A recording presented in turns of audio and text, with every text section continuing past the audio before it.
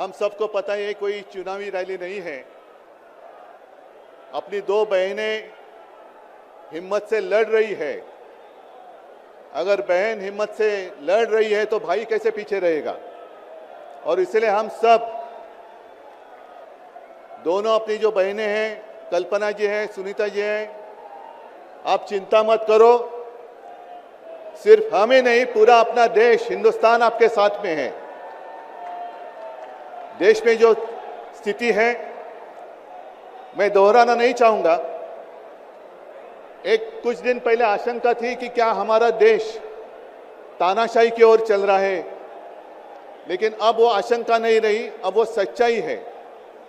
अगर बीजेपी सरकार को ऐसे लग रहा होगा कि अरविंद जी को अरेस्ट किया, हेमंत जी को अरेस्ट किया तो लोग डर जाएंगे, लेकिन उनको आज तक पता नहीं, उन्होंने अपने देशवासियों को कभी पहचाना नहीं। मेरे भारत का हर कोई डरने वाला नहीं, लड़ने वाला है। और अगर हिम्मत है तो बाकी आपकी सारी एजेंसीज हैं, ईडी, सीबीआई, इनकम टैक्स, जैसे हम इंडिया गठबंधन बनाकर सबके सामने आए हैं।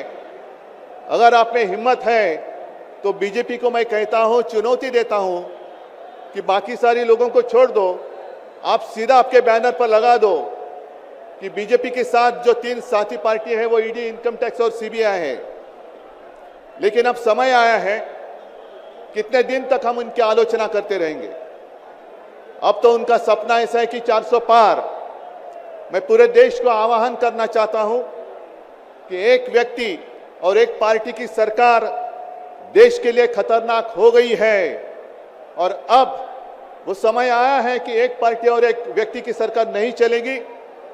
पूरे देश को मैं आह्वान करता हूं कि हम सबको अब चाहिए, मजबूत देश चाहिए, और मिलीजुली सरकार हमें लानी ही होगी। देश में जितने सारे प्रांत हैं, जितने सारे राज्य हैं, उनका सम्मान करने वाली सर्वतोमुखी सरकार अगर हम लाते हैं तो ही देश बच सकता है, नहीं तो फिर आपका सवाल है, आपका भविष्य आप किसके हाथ में देना चाहते हो। हम सारे आए हैं चुनाव के प्रचार के लिए नहीं आए हैं, हम प्रजातंत्र की रक्षा के लिए आए हैं। और कैसी सरकार है, अरविंद जी के ऊपर इल्जाम लगा दिया, डाल दिया जेल में, हेमंत जी के ऊपर इल्जाम लगा दिया, डाल दिया जेल में। ये कौन सा तरीका है। इनके पास जितने सारे लोग हैं, मैं आपके सामने आने से पहले कुछ पत्रकारों के साथ वार्तालाप कर रहा था और उन्होंने कहा कि उद्धव जी अब उन्होंने इनको साथ में ले लिया, उनको साथ में ले लिया। जिनके ऊपर भ्रष्टाचार के आरोप खुद भाजपा ने लगाए थे, उनको उन्होंने वॉशिंग मशीन में डालकर साफ सुथरा नहला धोला कर अपने मंच पर विराजित कर दिया। तो आप क्या विश्वास रख सकते हैं। जितने देश में भ्रष्ट लोग हैं, उन सारे लोगों को इकट्ठा लेकर बीजेपी देश को विकास के राह पर लेके जा सकता है। भ्रष्ट लोग देश का विकास कर सकते हैं।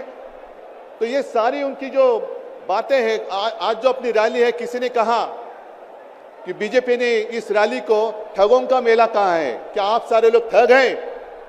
मेरे देश के वासी, मेरे देश प्रेमी लोग क्या ठग हैं। ये तो भ्रष्ट लोग हैं, भ्रष्टाचारी लोग हैं जो भाजपा में हैं, जुमलेबाज लोग हैं। और मैं ये भी जानता हूं, मुझे याद है कि कुछ दिन पहले उत्तर भारत के सारे किसान दिल्ली आना चाहते थे, नहीं आने दिया। उनके जो रास्ते थे उसमें खिले डाल दिए, उनके ऊपर टीयर गैस छोड़ा, लाठीचार्ज किया। तो मैं पूरे देश के किसानों को आह्वान करता हूं, आप अन्नदाता हो, अन्नदाता देवो भव हमारी संस्कृति है। जो सरकार किसानों को आतंकवादी मानती है और जो सरकार किसानों को दिल्ली आने से रोकती है, तो अब समय है कि पूरे देश के किसानों को आतंकवादी समझने वाली भाजपा सरकार को दिल्ली आने से रोकना होगा। जैसे आपकी राह, उन्होंने आपके रास्ते दिल्ली आने से रोकी थी, वैसे अब किसानों ने बीजेपी को दिल्ली आने से रोकना ही होगा।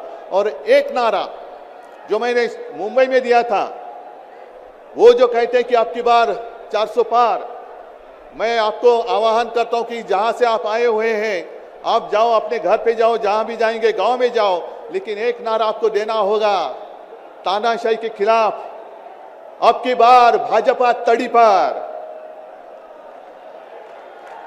अब की बार भाजपा तड़ीपार और ऐसे तानाशाही करने वाली सरकार अब हम दिल्ली आने नहीं देंगे।